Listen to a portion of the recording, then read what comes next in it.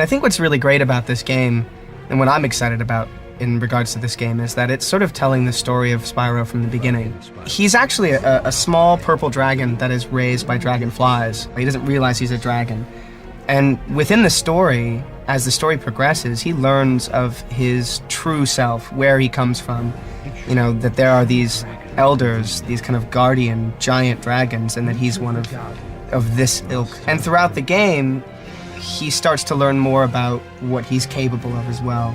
The significance of being a purple dragon is something special, the powers that come along with that.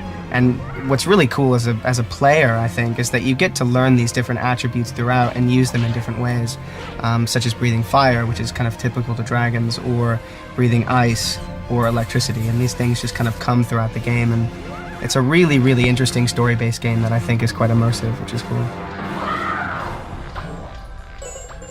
If I could leave with one of Spyro's powers, what could it be? It's tough, they're all pretty good. But the old standby, the ability to fly, you know, that's a big deal. Breathing fire, okay, that could be, I mean, I could really run into some trouble with that. You know, can you lessen the amount of fire that you're breathing? What if you only intend to, like, I don't know, light a candle, for instance, but then you light up your couch? You know, that could be really problematic.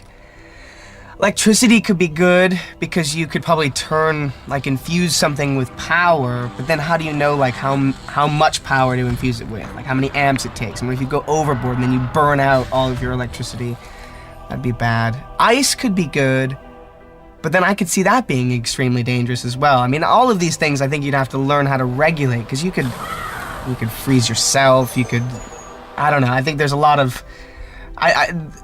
flying's the safest. I'll go with flying.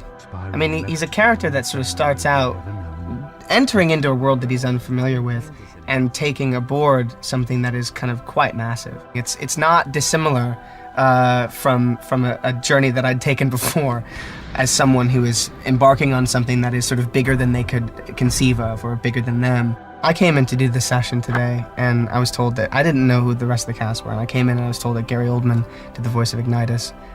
Which blows my mind. I mean, he's one of my favorite actors of all time.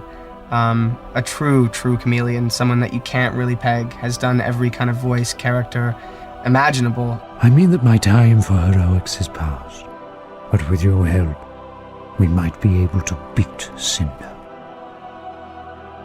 I can't, Ignitus. I just learned what I am.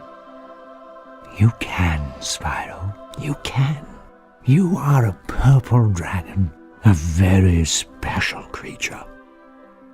It's a pleasure to be associated with him, because I'm such a huge fan. And David Spade as Sparks as well. I've met David a couple of times, and he's a really sweet guy and really, really funny. And for this kind of character, it's so important to have someone that's sort of biting and sarcastic and funny.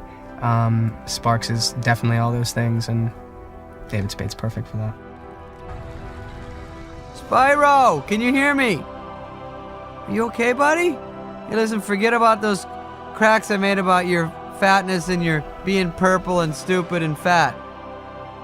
I'm very much, as a gamer, I'm very much attracted to a game that includes a great story that I can sink my teeth into, that will allow me to kind of continue to focus on the progress of the game and lead to other games. You know, my favorite games are story-based games. And if the story's good, and the actual gameplay is fun, then yeah, that's all you need, really.